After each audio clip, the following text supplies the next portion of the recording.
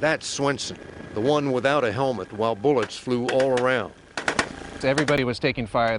The whole valley was just a giant ambush. It was crazy.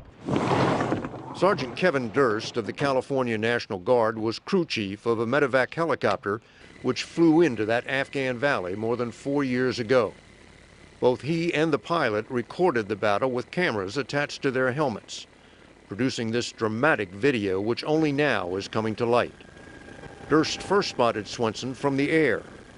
We saw him because he laid down with a panel marker. It's a bright orange panel. He was laying on his back and it was on his chest so we could see him. That panel also made him an easier target for the enemy shooting down from 3 sides. Sergeant First Class Kenneth Westbrook had been hit in the throat and was bleeding to death. Swenson and a medic helped Westbrook to the helicopter. Then, amid the hell of combat, something beautiful happened. Sergeant Westbrook kind of leaned down and Captain Swenson kind of leaned down, and they kind of looked at each other, and it appeared that they were talking, but Captain Swenson kissed him on the forehead and then tapped the side of his head. Stop the action and you can see it clearly.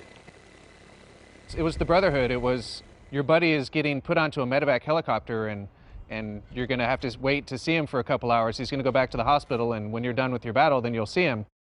But Swenson never saw Westbrook again. The medevac got him to a field hospital in time for a life-saving transfusion, but 29 days later he died of complications.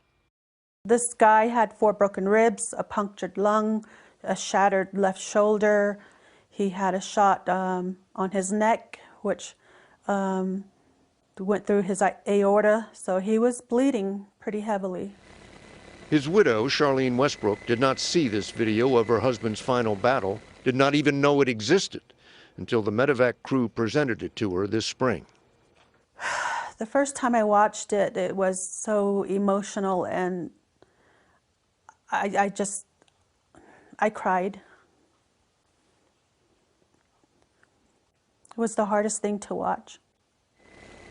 After loading Westbrook aboard the medevac, Swenson went back into the battle. When Durst and his medevac team returned to pick up more casualties, they found Swenson further up the valley, even more exposed to enemy fire, aiding wounded Afghan soldiers and searching for 4 missing Americans. He did things that nobody else would ever do, and he did it for his guys and for everybody on the ground to get them out. Durst's medevac left before Swenson performed his final act of courage, going forward under fire to recover the bodies of those 4 missing Americans. The Army's official account makes no mention of the kiss Swenson gave his doomed sergeant. But that one act explains everything about why soldiers fight. They fight for each other. David Martin, CBS News, The Pentagon.